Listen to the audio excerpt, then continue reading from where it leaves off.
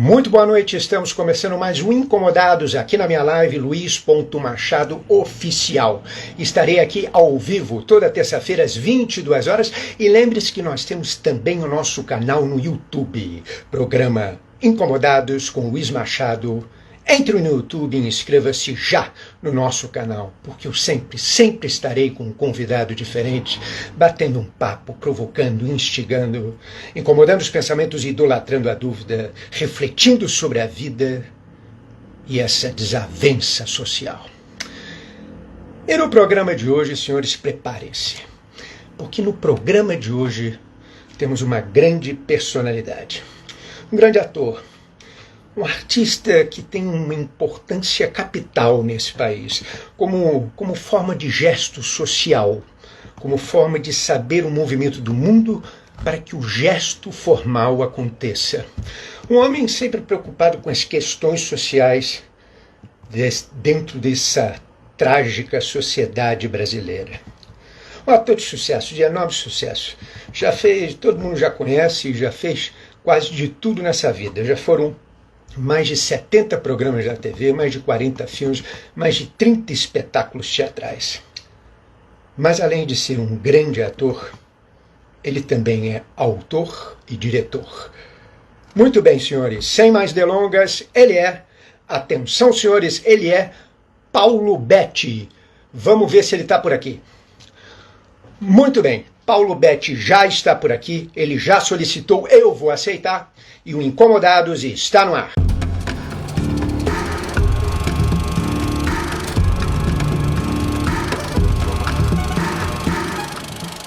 Olá, meus amigos. Olá, Luiz.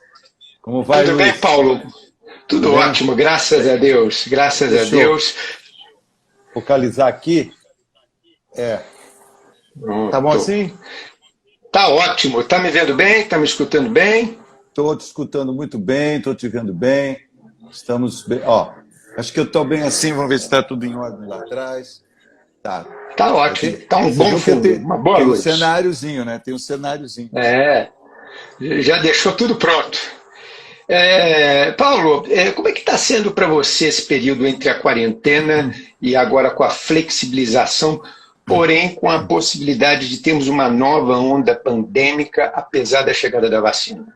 Bom, eu tenho feito o máximo de isolamento possível, né? Eu não saio há 8 meses praticamente que eu não saio. Eu acho que ainda tenho a sorte, o privilégio de poder ficar em casa, de ter uma casa, de ter estrutura aqui para poder fazer lives, para poder molhar, regar as plantas.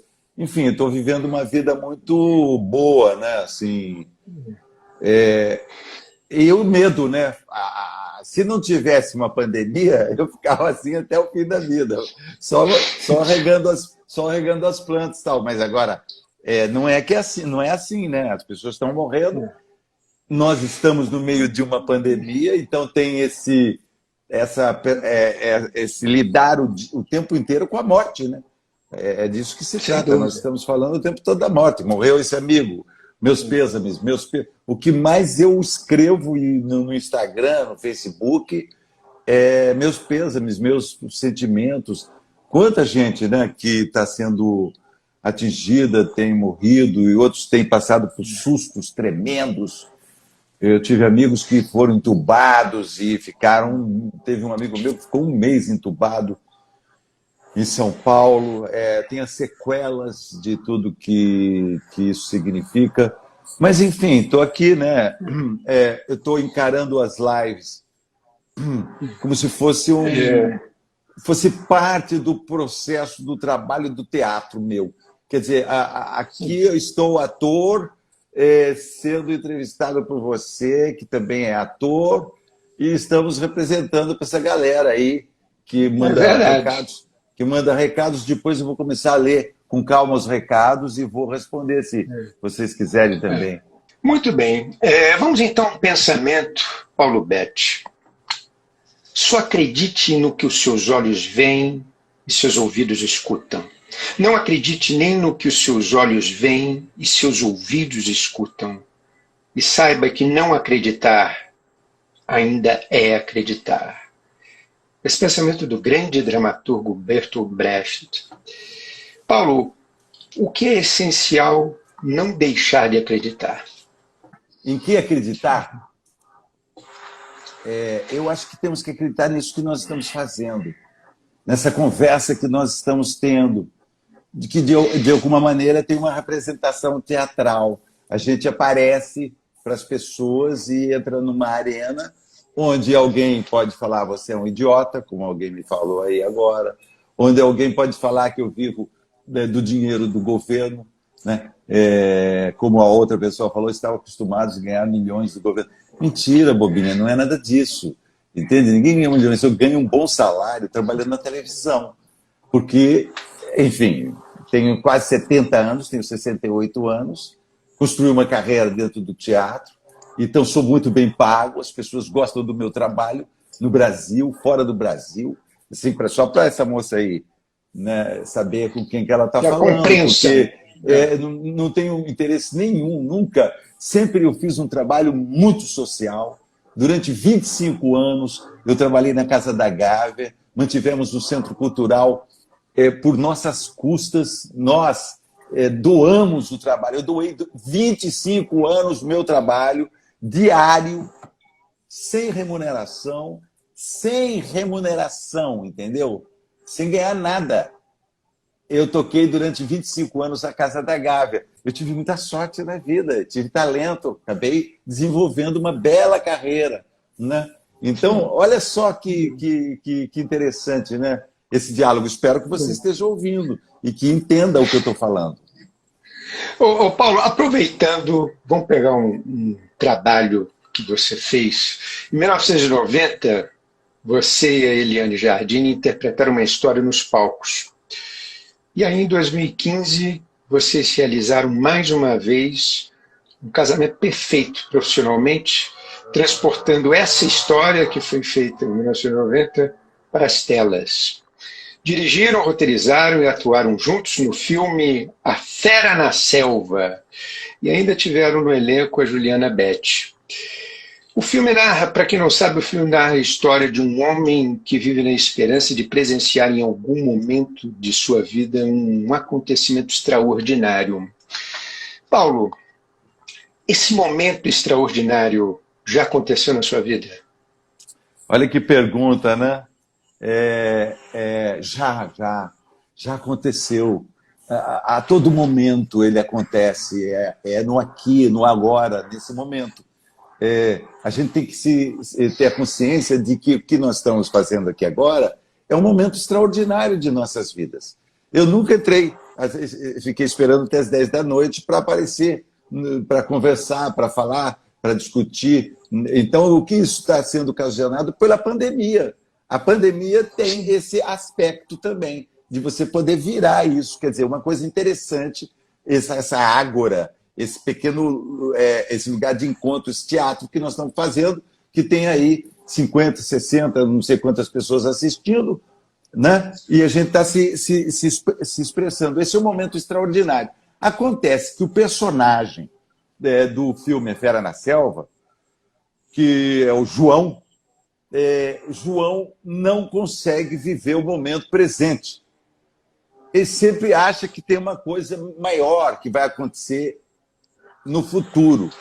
Então, ele não vive o melhor lugar do mundo, como diz a canção do Gil, que, inclusive, faz parte da trilha sonora do filme. A trilha sonora do filme é muito bonita, é do Felipe Lara, um professor brasileiro de música, um cara incrível, o Felipe Lara, dá aula na New York University. Ele fez uma trilha realmente muito bonita para o nosso filme. E ele tem a sensação íntima, muito forte, que algo extraordinário se destina à vida dele. Em algum momento vai acontecer, de uma forma avassaladora. Eu fico imaginando que... Então, ele não convive, ele não percebe a relação dele com a mulher, a relação dele na vida fica obstaculizada por causa dessa... É como se fosse uma piração dele, né? E é muito bonita a história do Henry James. eu fiz a adaptação, mas muito fiel. Eu trabalhei com a adaptação do Luiz Arthur Nunes, um diretor de teatro fantástico, professor, escritor, autor. Ele é que fez a adaptação. Então, e o Luiz Arthur tem uma técnica de adaptar novelas, romances, coisas curtas, contos. Ele tinha feito um trabalho incrível com o Nelson Rodrigues, então ele conseguiu fazer uma adaptação muito bonita.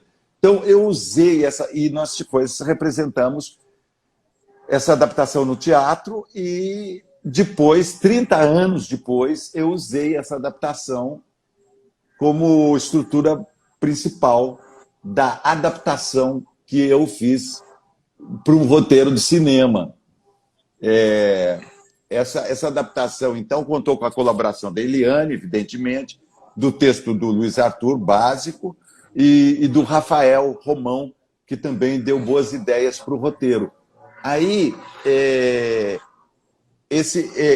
eu trouxe a história mais para próximo de nós. Eu queria que o filme tivesse uma parte do filme, pelo menos, fosse atual, porque eu queria que os personagens chegassem aos dias de hoje. Então, eu peguei de trás para diante, de 2015, que era o tempo atual do momento que nós estávamos filmando. 2015, fui puxando 10 anos para trás, até chegar em 1980, e fiz um flashback de 1970. E aí contei fomos de uma forma linear, contando essa história desse casal que passa a vida inteira juntos, esperando o grande acontecimento que está reservado para ele, na cabeça dele, né? É uma história muito poderosa. O filme me tocou muito, e a Eliane também, porque nós fizemos, inclusive, em locações que eram muito, muito próximas de nós, né? Por exemplo, a locação do hospital onde o personagem da Eliane vai internada, eu trabalhei lá. Eu trabalhei nesse local como menor. Foi meu primeiro emprego. Eu tinha 16 anos e eu trabalhava nesse hospital. Por exemplo, essa locação do hospital é onde rola uma das cenas mais fortes do filme. 2 semanas antes, a mãe da Eliane, a tia da Eliane, estava internada lá. Olha só. Eu tinha trabalhado lá como menor. Então, o filme, ele aproveitou todos esses ingredientes, né, de uma relação, vamos dizer assim, extra-filme.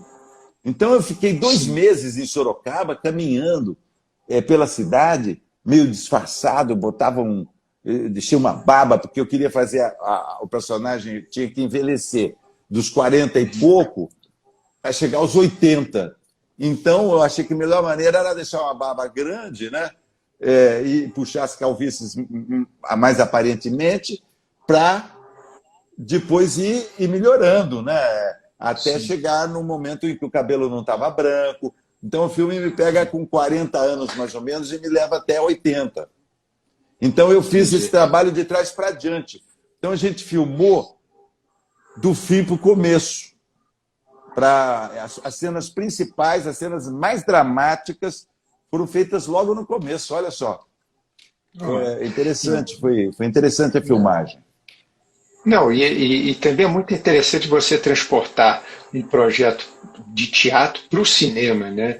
E também colocando a essência da onde você, enfim, nasceu, enfim. Isso realmente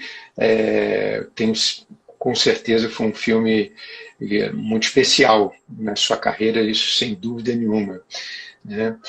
Agora, o Paulo, você recentemente fez um personagem chamado Tó Pereira, que foi um jornalista da novela Império, de Aguinaldo Silva, realizado pela TV Globo, que teve um enorme destaque, né, perante o público.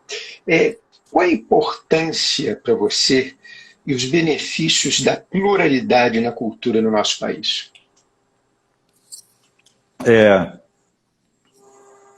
Bom, o personagem, ele era ele tinha uma contemporaneidade, né? Ele era um blogueiro maldoso, um blogueiro gay e maldoso. Ele vivia de fofocas e tal. Tinha uma trama muito engraçada que se apoiou muito no início dessa febre dos blogs, né? dos vlogs, né? Onde ele tinha uma espécie de site de fofocas, né? Então era muito divertido. Ele era engraçado porque não sei se eu caricaturei um pouco ele, evidentemente que sim. Então acabou se apoiando muito no humor, né? Ele tinha trejeitos, chiliques, né? No começo não foi tão bem aceito, não. No começo, alguns blogueiros gays acharam que eu estava fazendo de uma forma um pouco exagerada. Eu estava fazendo de uma forma um pouco exagerada, porque, não sei, eu às vezes não tenho muita vontade de fazer as coisas de uma forma realista, sabe? Quase sempre eu procuro levar os trabalhos para uma linha de humor, onde há possibilidade. Claro, evidente, às vezes não tem. Mas se eu puder fazer o personagem ser engraçado, eu faço. Você falou da pluralidade. Você acha ela importante no país? Eu acho muito importante em tudo, né? Quer dizer, sempre que você tiver mais, é melhor, né? Por exemplo, nessa questão da vacina, a gente devia ter feito acordo com 10 empresas que fazem vacina, né? A gente devia estar cantando eles desde lá no começo. Primeira coisa, quando pintou a pandemia, eu falei assim, meu Deus, quem que vai fazer uma vacina para curar a gente disso, para não deixar a gente morrer disso? Agora fica o presidente da República dizendo para a população que ele não acredita na vacina, que ele tem medo que aquilo lá, não sei. E aí, agora, José? Agora nós vamos ter que ajoelhar para a China, né? E que absurdo é esse preconceito com a China? Uma cultura maravilhosa, que tem uma relação imensa com o Brasil, está cheio de chinês no Brasil, tem muito brasileiro na China, tem um comércio incrível. Para que ficar invocando com a China parceiros incríveis do Brasil?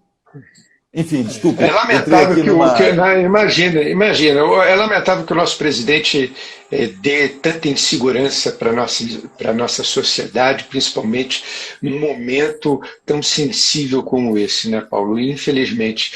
Agora, aproveitando tudo isso que a gente está falando, o grande poeta Mário Quintana uma vez disse o seguinte: a arte de viver é simplesmente a arte de conviver. Mas como é difícil. Paulo, você acha que a convivência humana hoje é um ato da generosidade ou da individualidade? Olha, eu acho isso que você falou, que viver é fácil, né? O difícil é conviver. Enfim, então, o que é a minha relação com minha filha, o que é a minha relação com a minha outra filha, Juliana e Mariana, o que é a minha relação com meu filho, João, que tem 17 anos, que está fazendo os vestibulares. Mariana está grávida de 5 meses, de novo, o nosso bebê está sendo gestado. Maravilha. A Juliana está dirigindo uma peça de teatro, então eu estou acompanhando o trabalho da Juliana. E a minha relação com a Dadá, que é minha mulher, que chegou hoje, fui buscá-la no aeroporto. Ela veio de São Paulo, onde ela está filmando. A minha relação com 2 pessoas que trabalham para mim, a minha estrutura pessoal. Eu tenho 2 auxiliares assim que são muito próximos, então conversa, planeja, combina, porque então essa convivência eu tento, vamos dizer assim, passar pelo escrutínio da análise. Estou fazendo análise. Estou fazendo análise aqui, porque acho também que tem um processo psicanalítico muito forte nessas lives, de alguma maneira. Você está vendo minha casa, você pode ver os livros, quem é aquele, como eu sou, estou desarmado, tomo um negócio. Tem um processo de entrega. Muita coisa eu descubro nas lives, né? Eu descubro coisas interessantes que são desse processo das reminiscências, porque eu tô num processo forte de memória, memorialístico, digamos assim. Porque eu fiz a peça Autobiografia Autorizada, que é o trabalho... Eu estou numa, vamos dizer assim, me tornando um autor. Estou achando que eu virei, de uma certa maneira, conseguir, pelo menos, me enxergar como um escritor, como um autor. Eu sempre tive uma admiração muito grande pelo texto. Eu acho o texto... Você roteirizou 2 filmes, né? 2 filmes, fez o seu monólogo, é um autor. Mas eu não me dava conta que eu era autor. Eu só me dei conta que eu era autor na hora que eu fiz o monólogo. Quando eu decidi fazer o monólogo, eu fazia isso. Espera aí, eu já tinha escrito.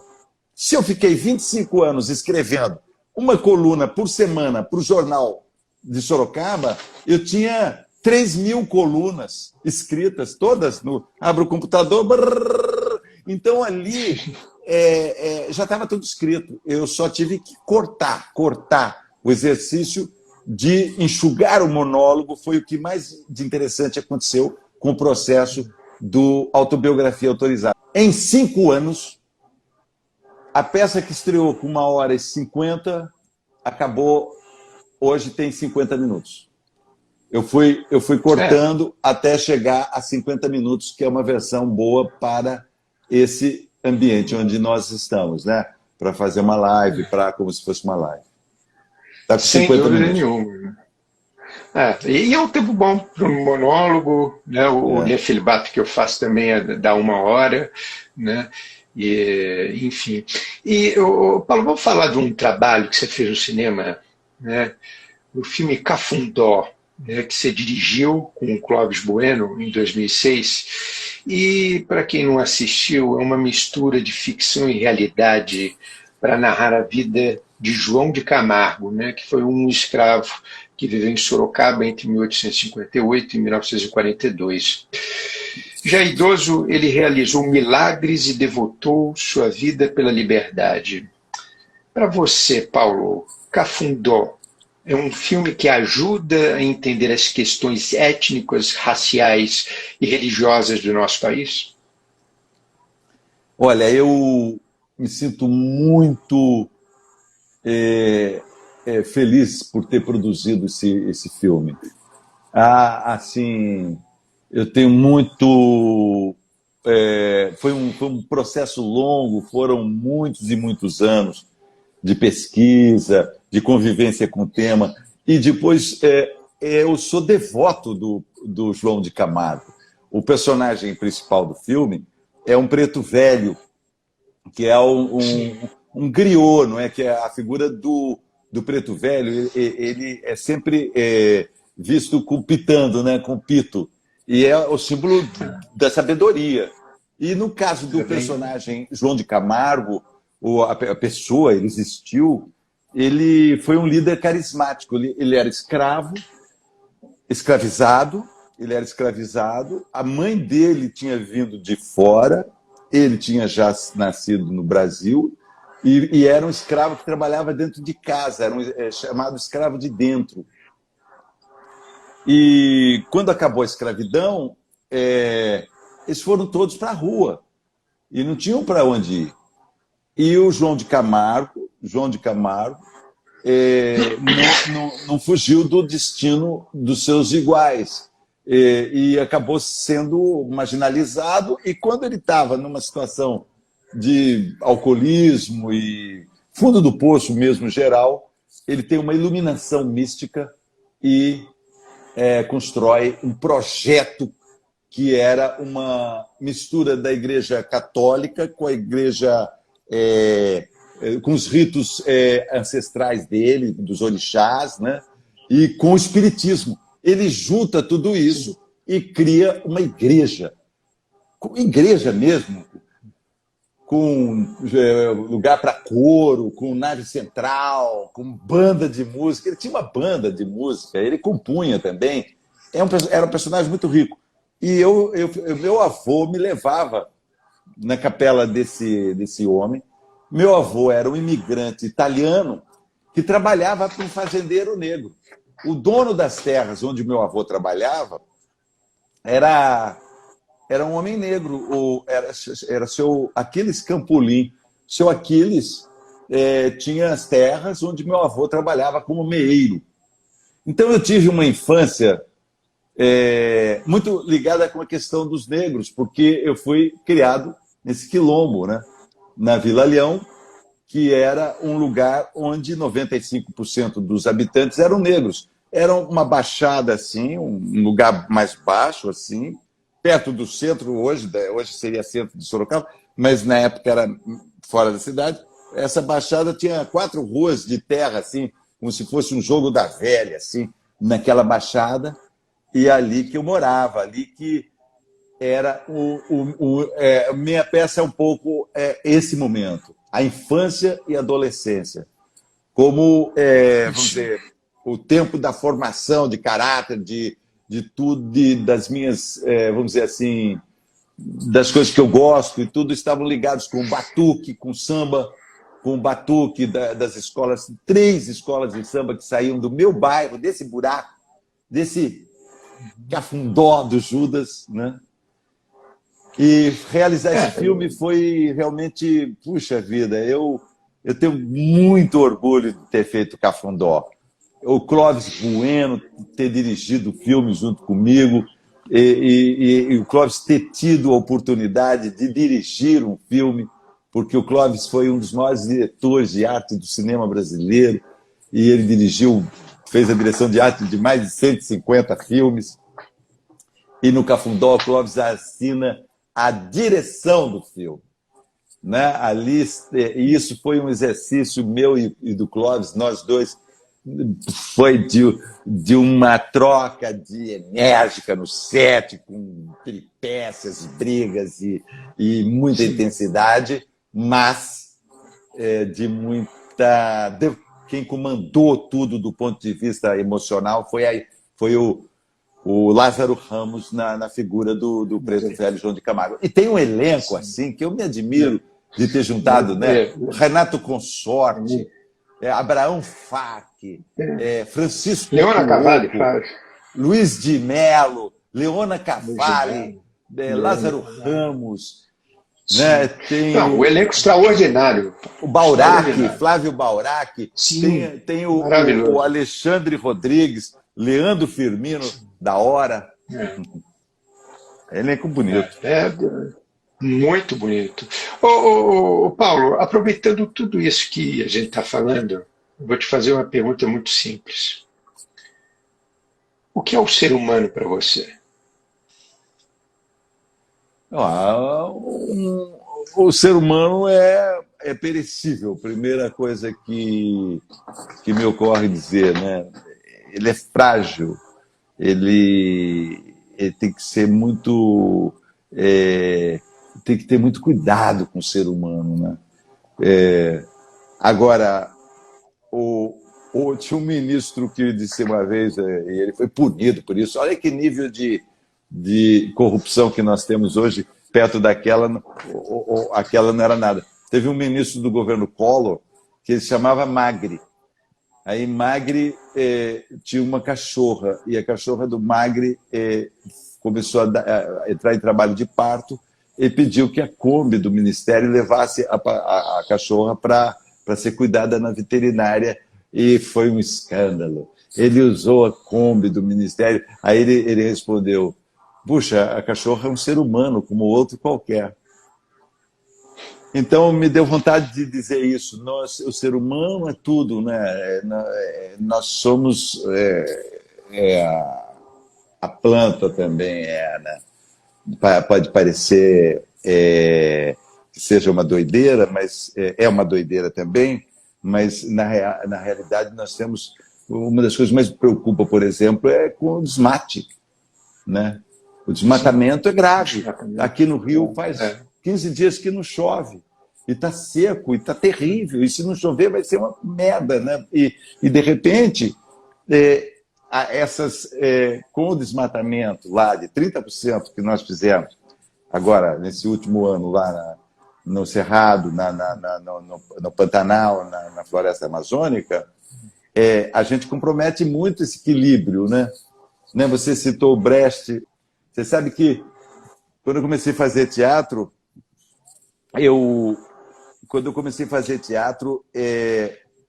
eu fiz a primeira peça que eu fiz foi O Rapto das Cebolinhas, da Maria Clara Machado. Maria Clara Machado. Mas logo depois eu fiz O Pagador de Promessas. O Pagador de Promessas. E com O Pagador de Promessas, eu fui a um festival de teatro. Foi um festival de teatro que tinha... No estado de São Paulo havia grandes festivais de teatro. Então, se você montava uma peça, por exemplo, em Sorocaba, você concorria numa semifinal, numa eliminatória, com outras cidades só de Sorocaba, depois com outras cidades, e depois uma final. E nessa final tinha uma peça do Brecht, chamava-se Aquele que Diz Sim e Aquele que Diz Não. E eu peguei o cartaz dessa peça e esse cartaz ficou na minha cabeceira durante toda nesse momento inicial da minha carreira, que foi a decisão pelo teatro. Tinha essa frase do Brecht, estava escrito assim: exatamente porque as coisas estão como estão, assim elas não podem continuar. Exatamente porque as coisas estão como estão, assim elas não podem continuar. Então, isso é inspirador, né? Com certeza. Agora, aproveitando que você está falando isso, as pessoas procuram fazer na vida o que lhes curam os males da alma. Seria o seu caso no teatro? Sim, sim. Essa atividade... ela tem, conforme eu te disse, eu acho que o ator ele está um criador, evidentemente. Nós corporificamos, né, os personagens criados pelo autor, não é? Mas nós colocamos nos personagens, então, muito dos nossos os personagens servem mesmo para nos purgar e nos curar de muitas coisas, né? Inclusive, essa nossa profissão tem uma especificidade, vamos dizer assim, insalubre, né? Porque nós tangenciamos o tempo todo a loucura, né? Na medida que nós desejamos ser outro, assumir o outro, né? Paulo, o grande ativista político Martin Luther King dizia o seguinte: suba o primeiro degrau com fé. Não é necessário que você veja toda a escada, apenas lê o primeiro passo. O processo de aprendizagem dentro de um trabalho para você é mais importante do que o resultado?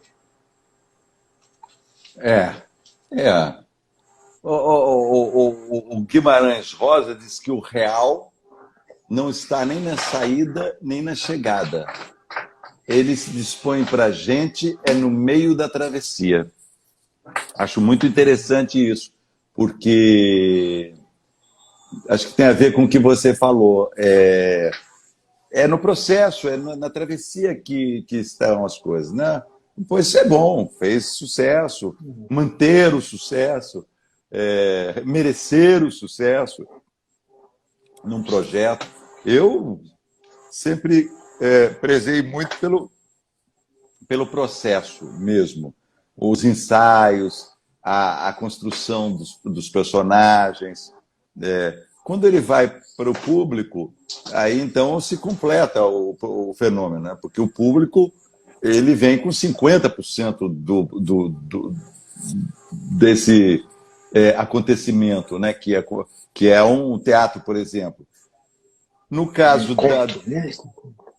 Como? Que é um encontro, né? Um encontro único, né? Você com a plateia, né? Naquele momento, né? Exatamente. Nunca é igual, nunca é igual, Nunca é mas igual. tem aquela estrutura. É o eu gosto de fazer teatro, eu gosto de ser ator. E eu acho que o ator ocupa um espaço que vamos dizer, Stanislavski deu ao ator vamos dizer assim, a condição do artista. Porque até Stanislavski, o ator era um repetidor de texto, né? Ele falava e tal, mas ele não era considerado um artista. Stanislavski levanta o ator para essa condição, com os seus livros, né, sobre a construção do personagem e tal, e entendendo qual a criação do personagem. A criação do personagem é a nossa arte. Eu cortar o cabelo, raspar aqui, tirar esse topete para fazer o Pinote no filme sobre o Tancredo, eu tirar de novo, raspar aqui 2 vezes para fazer o Getúlio Vargas no filme do Guilherme Fontes, o JK. Enfim, eu emagrecer 15 quilos para fazer o Lamarca, sem muita noção do que era a ortomolecular. Nós introduzimos essa técnica. Eu fui cobaia da ortomolecular para emagrecer. E olha que é um filme, e olha que foi um filme já que tem tempo, né? O Lamarca, né? Se não me engano, já tem mais de 20 anos, né? A Lamarca era inovadora a técnica era inovadora essa técnica que nós usamos. Era um preparador físico chamado Chico Magaldi. Espero que o Chico esteja muito bem e forte. Nunca mais tive contato com ele, tive diversos momentos depois. Ele fez um trabalho comigo e em 1 mês e meio emagreci 15 quilos. Foi muito forte. Ô Paulo, qual livro ou peça de teatro você modificaria sem a menor cerimônia? Acho que qualquer peça de teatro. Qual, por exemplo? Sonho de uma Noite de Verão, por exemplo, do Shakespeare. De Shakespeare, eu fiz na rua aqui no Rio de Janeiro durante 4 anos seguidos, na frente da Casa da Gávea, como Sonho de uma Noite de São João. E transformei a peça num Sonho de uma Noite de São João. E depois fui perceber, lendo posteriormente, que em Portugal essa peça tem esse nome, Sonho de uma Noite de São João, porque são acontecimentos durante uma festa junina. Então tinha tudo a ver. Nós transformamos todos os personagens do Shakespeare, né? Por exemplo, um deles era o Currupira, que é um mito brasileiro, né? O Saci Pererê. Então, tudo que era mitos, vamos dizer assim, lá da cultura saxônica, nós transformamos em coisa da cultura caipira. Ficou muito legal. Sonho de uma Noite de Verão para Sonho de uma Noite de São João. Foi realmente mudar Shakespeare. Realmente foi bem. Mas Shakespeare é muito difícil de você fazer. Olha, a primeira peça que eu assisti, que me impressionou muito, nesses festivais de teatro amador, que eu estava te dizendo, Sorocaba tinha um movimento de teatro amador muito forte, bons atores, incríveis. Esse mesmo senhor que me corrigia falando Brecht, ele dirigiu Júlio César de Shakespeare, e eu vi diversas e diversas vezes, a ponto de decorar os discursos de Marco Antônio, de Brutus. Júlio César de Shakespeare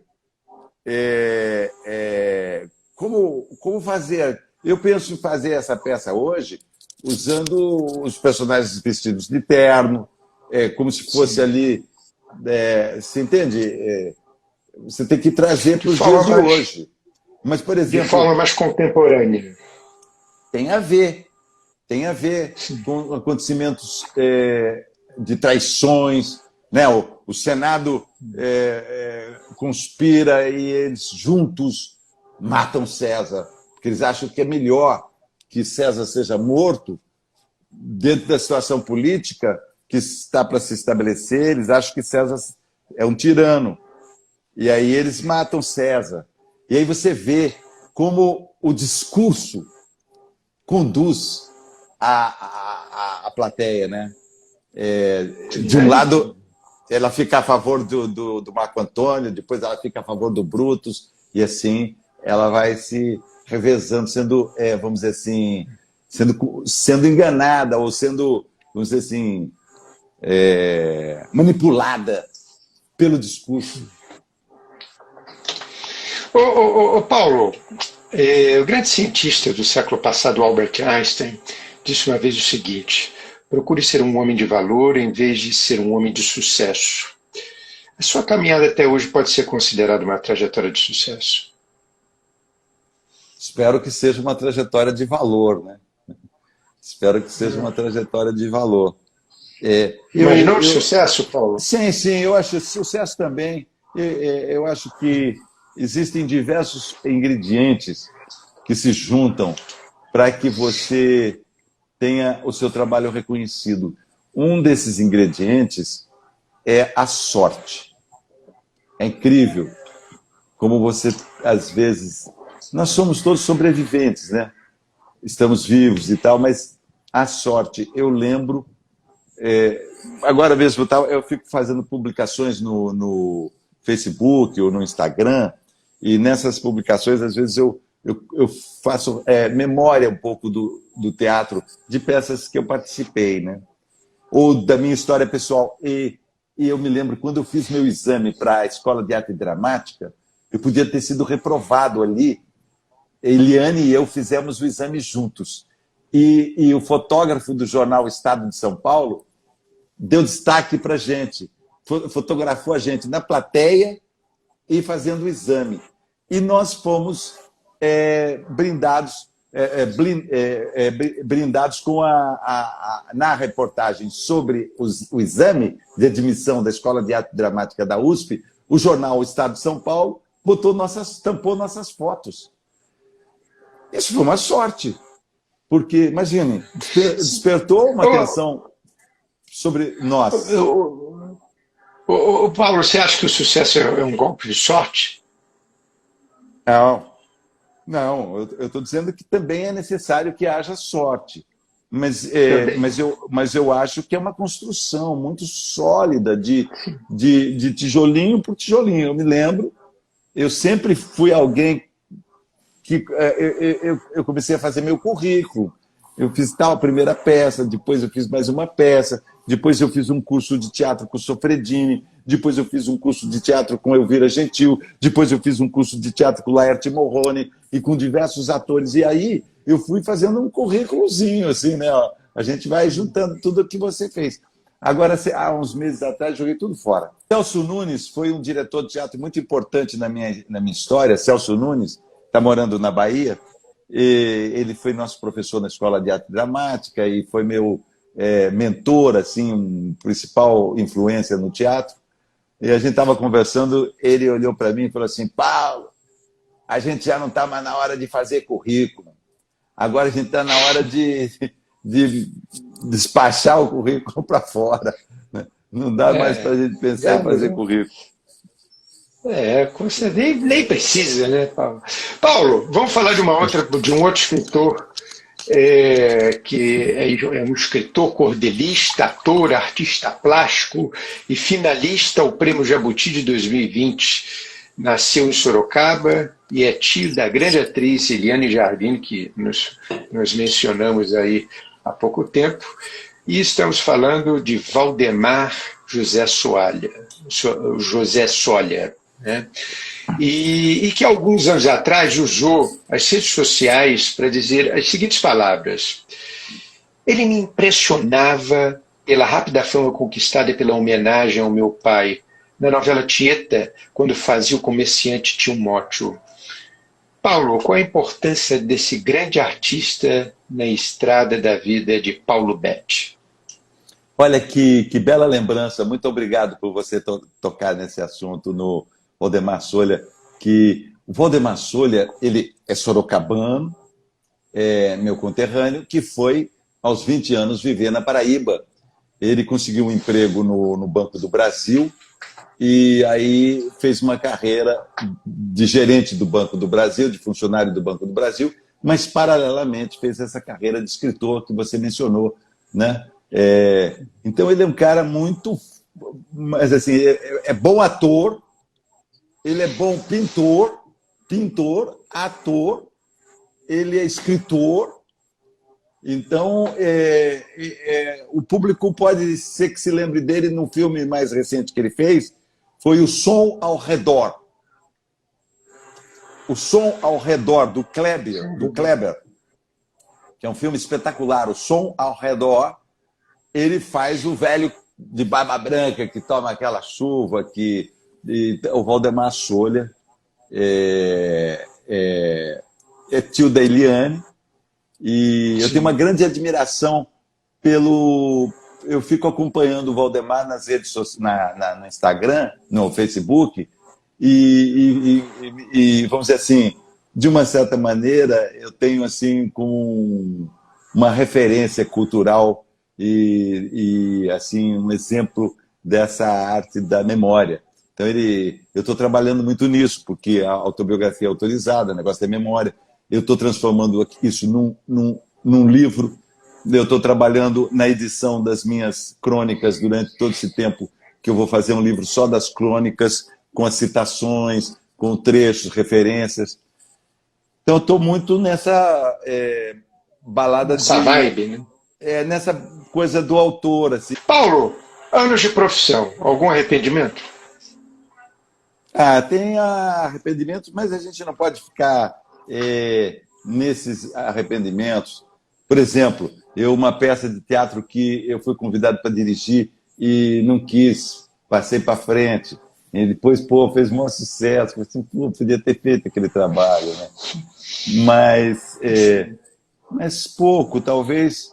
O que eu me arrependo é de talvez não ter dito tudo o que eu queria dizer para um monte de gente que eu amo e que eu gostaria de... Bom, por exemplo, toda vez que eu encontrava a dona Anissete Bruno, eu dizia para ela que eu amava ela e que eu amava o Paulo Goulart, porque era verdade. Casal lindo. Então, aí eu não tenho nenhum arrependimento, mas tem algumas pessoas que talvez eu gostasse de... Não, também Flávio Milhazzo, eu disse muitas vezes para ele o quanto eu o admirava, o quanto eu gostava do trabalho. Sabe que o Flávio Milhazzo já foi um grande diretor de cinema, né? Ele dirigiu e produziu, acho que uns 7, 8 filmes. Além de ter escrito peças de teatro. Uma delas eu assisti, era espetacular. Pena que eu não assisti o monólogo autobiográfico que ele fez. Esse eu assisti, foi o último espetáculo dele. Era bom, era bom. Era bom. Era maravilhoso. Ele era absolutamente fantástico em cena e contava muito da vida dele, né? Enfim, é quase uma autobiografia do Flávio. Paulo, vamos então um bate-bola. Eu vou falar uma palavra e você vai me responder apenas com uma palavra. Tudo bem? É difícil. Vamos lá. Mas consegue. Teatro. Paixão.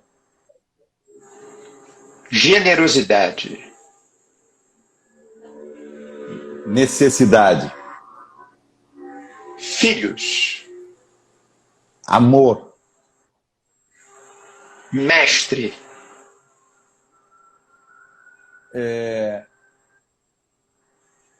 Imprescindível. Cumplicidade. Convivência. Utopia. Saúde. Irmãos.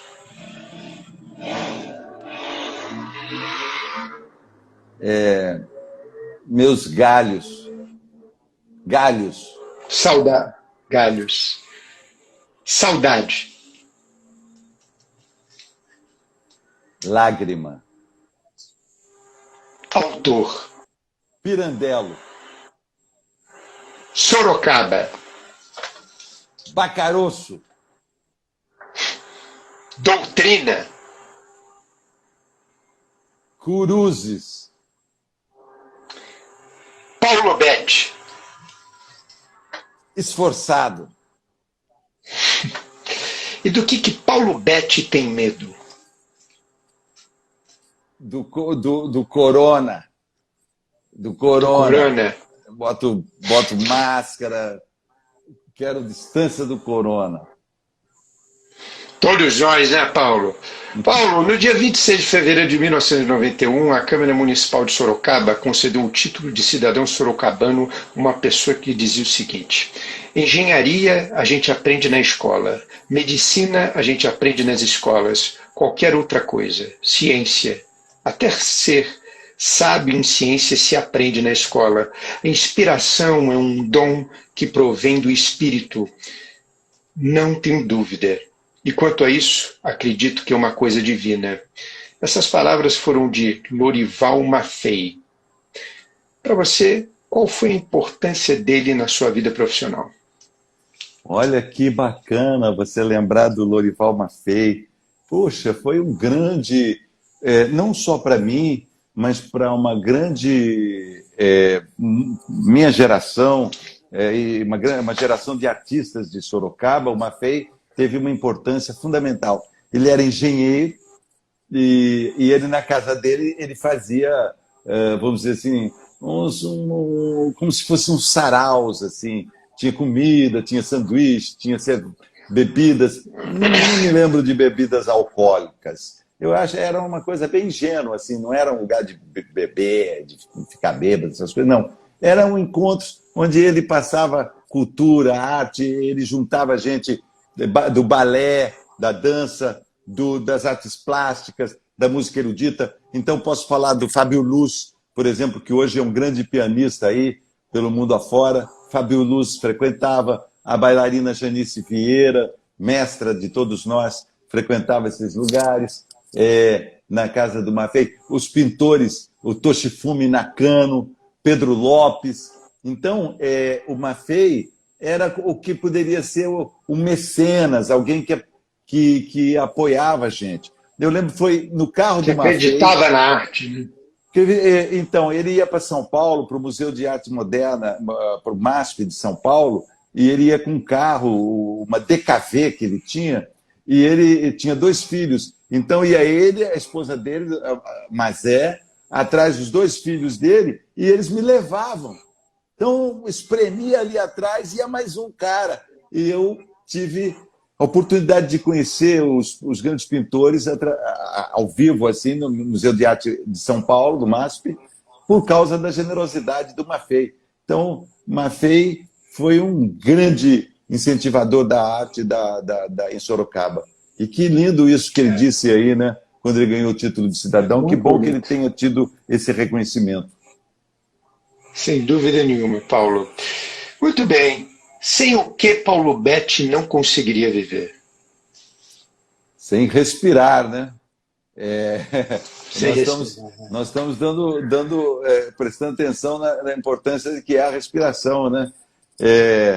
Você pode passar 2 dias, 3 dias sem comer, sem beber água, você pode fazer o que quiser, mas solte-me, preciso respirar, precisamos de ar, né? Então, é isso. Muito bem, Paulo. O que incomoda Paulo Betti? A desonestidade, o roubo. Por isso que o povo fica todo... Né, a corrupção é uma coisa que acende muito a raiva das pessoas. Eu acho que, assim, a gente podia combinar de ninguém roubar, né? Seria tão bom, né? Vamos combinar pelo menos 1 ano. Ninguém rouba nada de ninguém. Ninguém rouba. Pô, se der certo, se a gente gostar, aí a gente continua sem roubar. Ninguém rouba em lugar nenhum. Essa é a minha proposta. No Brasil, aqui é um grande desafio, né, Paulo? É um grande desafio. Muito bem, Paulo. Agora chegou a hora do nosso print, do nosso registro virtual, dentro aqui da nossa live do Incomodado, juntamente com essa plateia linda e maravilhosa que está nos acompanhando exatamente nesse minuto e nesse segundo. Atenção, vamos ao nosso print. Pronto, feito o nosso print. Paulo, sempre tem algo que a gente gostaria de falar e por algum motivo não falou ainda, então a hora é essa. Abre seu coração e seja enforcado pelas cordas da liberdade. Fala o que você quiser, diga lá, a palavra é tua. Muito obrigado, adorei essa nossa conversa, viu, Luiz? Foi muito legal. Enfim, eu estou tentando ver se sou útil de alguma maneira, porque nós estamos com a nossa atividade interrompida. Eu creio que ainda vai demorar um certo tempo para podermos estar presencialmente, né, com o nosso trabalho para o público. Então, eu considero essas lives como se fosse uma extensão do meu trabalho de ator mesmo, né? E fiquei muito feliz de poder ter participado e é isso. Vamos ler, vamos nos exercitar, vamos ficar longe da muvuca, né? Se possível, não aglomerar, né? Usar máscara. Eu vejo que o uso da máscara se transformou num símbolo, né? De uma certa maneira, né?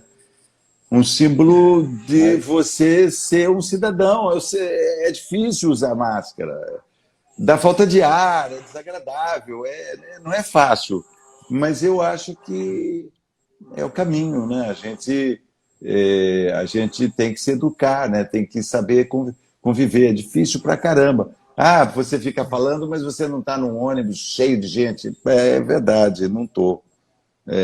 Não estou. Mas eu acho que não podemos deixar de apontar o caminho, que é distanciar do outro e tentar evitar que o vírus, e lavar as mãos e tal, né? E esperar a vacina. Então, eu estou feliz porque parece que no dia 8 de março eu vou tomar minha vacina. Que maravilha, hein, Paulo? Que coisa boa. Olha só, e Paulo, que ponto chegamos, hein? A que ponto chegamos, né? Tudo que a gente quer, é claro, a gente fica vendo na televisão os velhinhos chorando, né? 101 anos, pô, que bom, eu tô vivo, não quero morrer. Tudo que a gente quer é uma agulhada, né? Uma agulhada nesse momento, né? Para que isso tudo termine logo. Paulo Betti, muitíssimo obrigado pela sua disponibilidade de tempo. Adorei ter te reencontrado, ter batido esse papo com você. Para nós todos foi uma honra e um prazer. Mais uma vez, muito obrigado. Obrigado também, Luiz. Boa sorte. Adorei sua pesquisa, a forma como você apresenta. Força, maneiro. Muito obrigado, Paulo. Muito bem, na próxima semana estarei com o ator Stepan Nersessian.